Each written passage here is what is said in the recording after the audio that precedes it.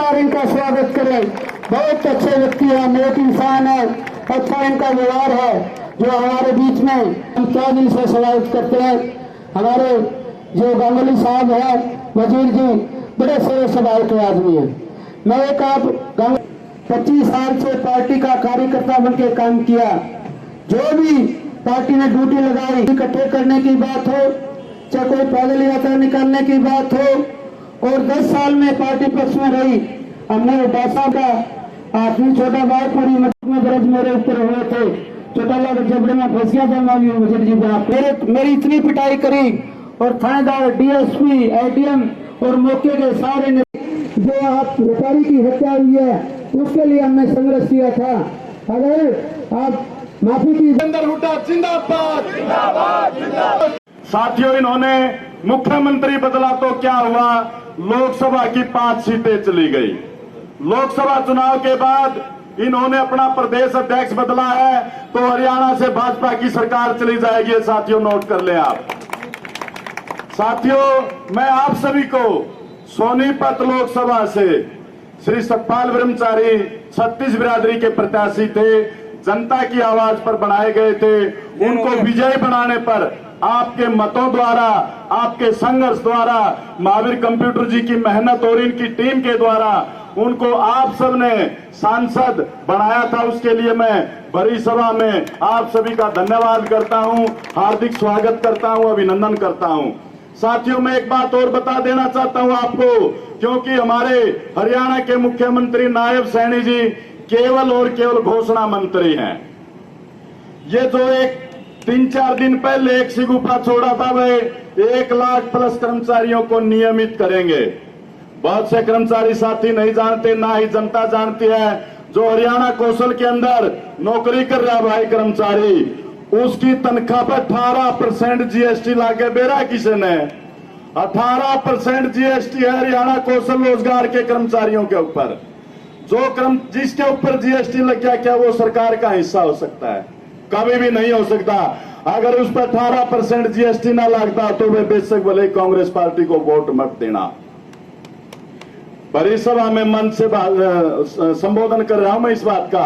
एक और सुन लो आप, जब हरियाणा कौशल रोजगार निगम पोर्टल बनाया गया था, उसका ऊपर शुरू में तो लिखा था प्राइवेट लिमिटेड, अब लिमिटेड लिखा हुआ है। मैं एक और बात बता दूं आपको साथियों, क्योंकि लिखा गया उसके अंदर, आप हरियाणा कौशल रोजगार के अंदर हर साल आपका कॉन्ट्रैक्ट रद्द होगा 31 मार्च को, और हर साल वो रिन्यू होगा।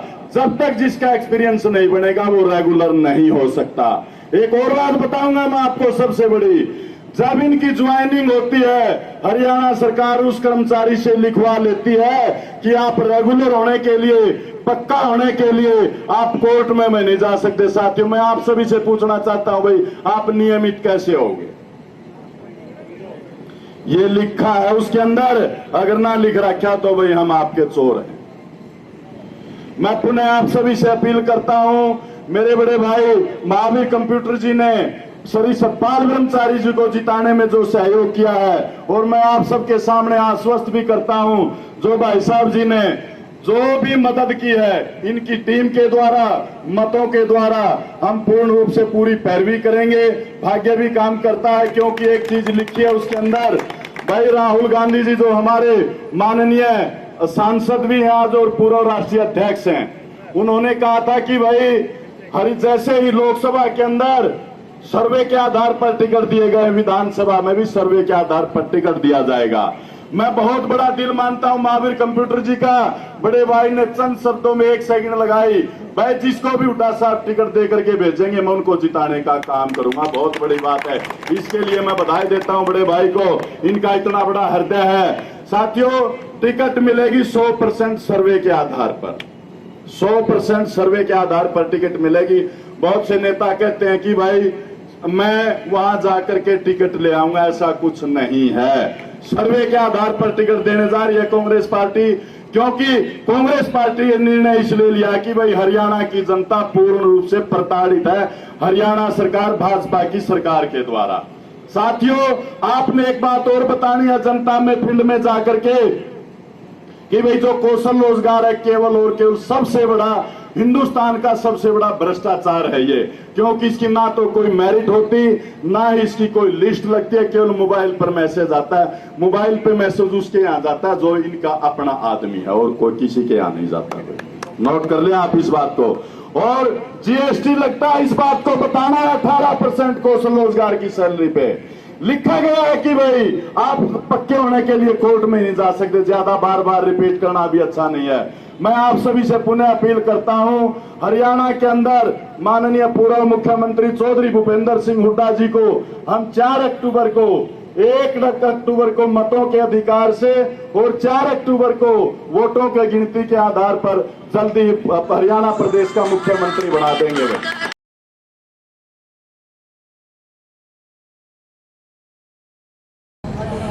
कांग्रेस का सर 100% उज्जवल भविष्य है, हरियाणा की जनता का उज्जवल भविष्य है, क्योंकि भारतीय जनता पार्टी की सरकार द्वारा जनता पूर्ण रूप से प्रताड़ित है।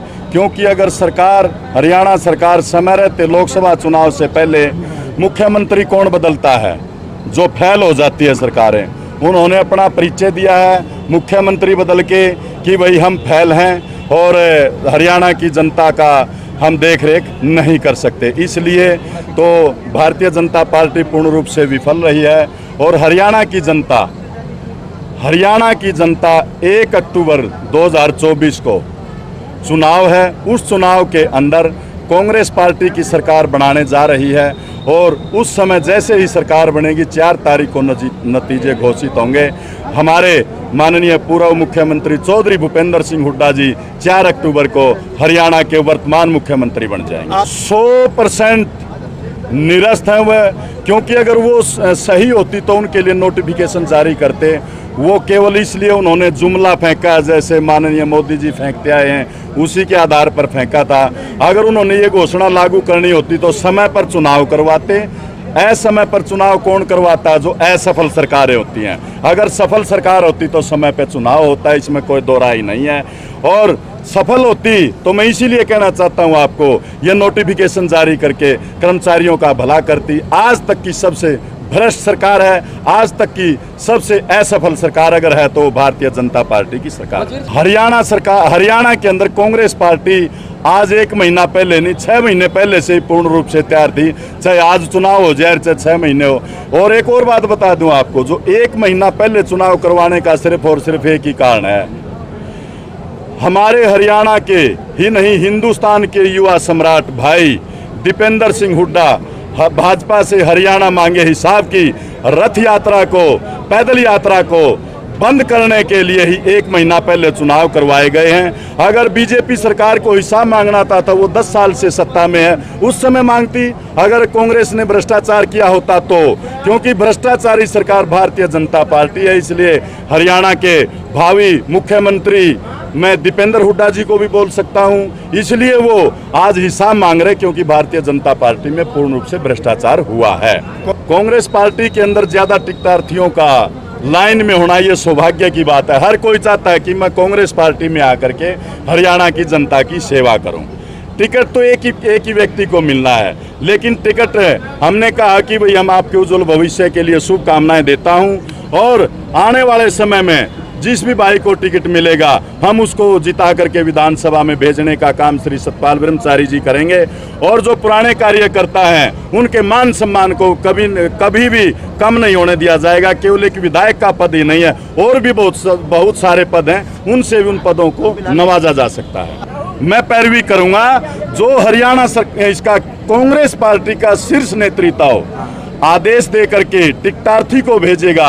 हमारा शीर्ष नेतृत्व हरियाणा का, केंद्र का, जिसको भी टिकट दे करके भेजेंगे वो हमारा कैंडिडेट होगा, हमारा प्रत्याशी होगा, उसको जिता करके हरियाणा की विधानसभा में भेजने का हम काम करेंगे। हमारे लिए बहुत अच्छा चेहरा है, हमारे लिए सभी टिकटार्थियों ने काम किया है, सभी ने काम किया है। और मैंने तो इनको भी कहा कि आप टिकट लेकर के आओ, हम आपको जिता करके विधानसभा में भेजने का काम करेंगे और हरियाणा का मुख्यमंत्री चौधरी भूपेंद्र सिंह हुड्डा जी को बनाएंगे।